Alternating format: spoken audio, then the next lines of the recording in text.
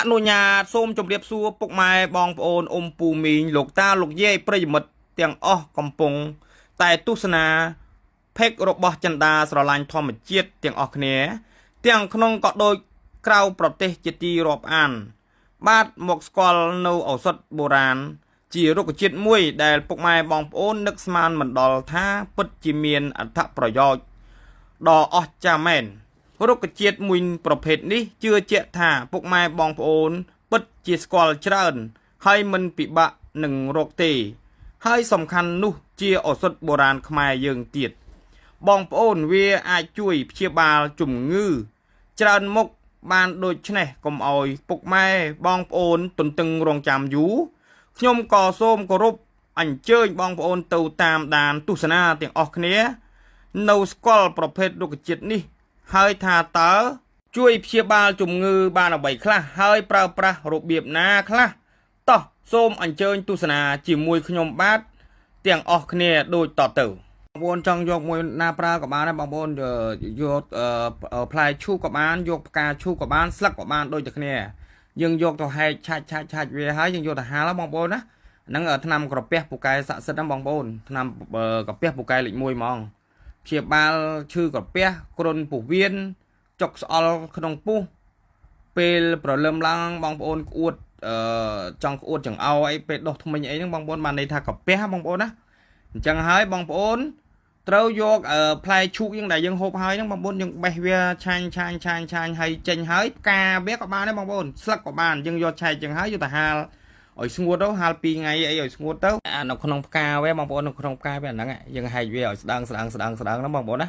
ហើយស្ដើងឲ្យដាក់តឹងស្លឹកដែលផ្កាហ្នឹងយើងយកទៅហាលវាឲ្យបានស្ងួតណែអាហ្នឹងក៏បានហើយនឹងសបកឈូកក៏បានដែរបងប្អូនណាសបកដែលយើងហូបហើយនៅសល់ពីផ្លែវាហ្នឹងហើយស្លឹកក៏បានដែរបងប្អូនស្លឹកក៏បានដូចគ្នា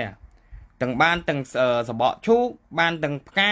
បានទាំងស្លឹកបងប្អូនណាយកទៅធ្វើថ្នាំកាពះគឺបកែបងប្អូនណាដែលមានកាពះចុកឆ្អល់ណែយកនេះអញ្ចឹងបងប្អូនណាយកសបកវាអញ្ចឹងមកបងប្អូនយកអញ្ចឹងឲ្យជាប់នឹងសាច់វាអាសបកឈូកហ្នឹងហើយ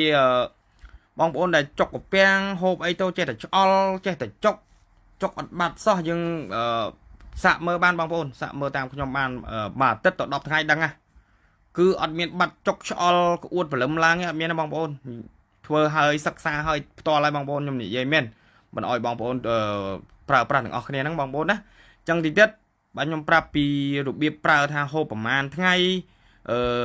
ដាក់ទឹកប្រហែលលីត្រកម្រិតវាប្រហែលចាំខ្ញុំប្រាប់បងប្អូនទៀតណាបងប្អូនណាចឹងដល់វិធីប្រើប្រាស់បងប្អូនយកទៅហាលឲ្យស្ងួតយកចំនួន30ក្រាមណាបងប្អូនណា30ក្រាមស្ងួតបងប្អូនណាហើយរួចបងប្អូនដាំទឹក1លីត្រកន្លះរំងាស់ឲ្យបាន15នាទី10ទៅ15នាទីបងប្អូនហូបមួយថ្ងៃអត់កំណត់ទេបងប្អូនព្យាយាមហូបឲ្យច្រើនទៅពេលយើងចុកឆ្អល់ខ្លាំងខ្លួនពោះវៀនអីយើងហូបឲ្យច្រើនណាបងប្អូនមួយថ្ងៃយើងហូបឲ្យអស់ទៅហើយហូបរយៈពេលតែ5ទៅ7ថ្ងៃបងប្អូនគឺដឹងធូរស្បើយបងប្អូនណាពូកែខ្ញុំនិយាយពូកែមែនបងប្អូនសាក់តាមទៅផ្កាឈូកសបកផ្លែឈូកនិងស្លឹកឈូកបងប្អូនដូចគ្នាយើងចង់ហូបមួយណាក៏បាន3មុខហ្នឹងចង់ដាក់មួយណាក៏បានដែរបងប្អូនល្អហូបមែនតើ